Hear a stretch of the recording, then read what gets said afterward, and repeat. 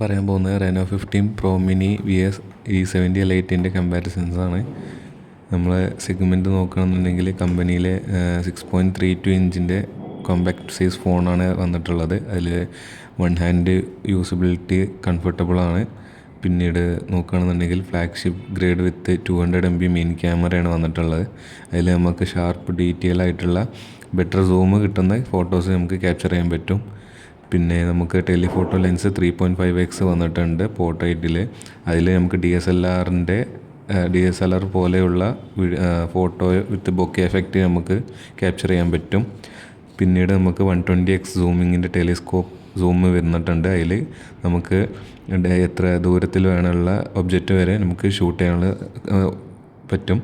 പിന്നീട് നമുക്ക് video recording ചെയ്യുകയാണെന്നുണ്ടെങ്കിൽ 4K 60 FPS വിത്ത് HDR അൾട്രാ സ്റ്റഡിയിൽ നമുക്ക് ചെയ്യാൻ പറ്റും. അതിൽ നല്ല വൈബ്രൻറ്റ് കളേഴ്സ് കാര്യങ്ങളൊക്കെ നമുക്ക് അതിൽ HDR സപ്പോർട്ടഡ് ഉള്ളത് കൊണ്ട് ലഭിക്കുന്നതായിരിക്കും. നമുക്ക് പിന്നീട് വന്നിട്ടുള്ള ഫ്രണ്ട് ക്യാമറയിലാണെന്നുണ്ടെങ്കിൽ 100° FOV എന്നുള്ളതുകൊണ്ട് ഗ്രൂപ്പ് സെൽഫി കാര്യങ്ങളൊക്കെ ഒന്നുകൂടി നമുക്ക് ക്യാപ്ചർ ചെയ്യാൻ പറ്റും. പിന്നീട് മീഡിയാടെക് ഡിമെൻസിറ്റി 8450ൻ്റെ പ്രോസസ്സറാണ്. അതിൽ ആൻറ്റുറ്റു സ്കോർ വരുന്നത് 20 lakh വരുന്നതുകൊണ്ട് നമുക്ക് ഹൈ BGM പോലെയുള്ള ഗെയിമൊക്കെ 120 FPS വരെ നമുക്ക് സപ്പോർട്ടിങ് വരുന്നുണ്ട്.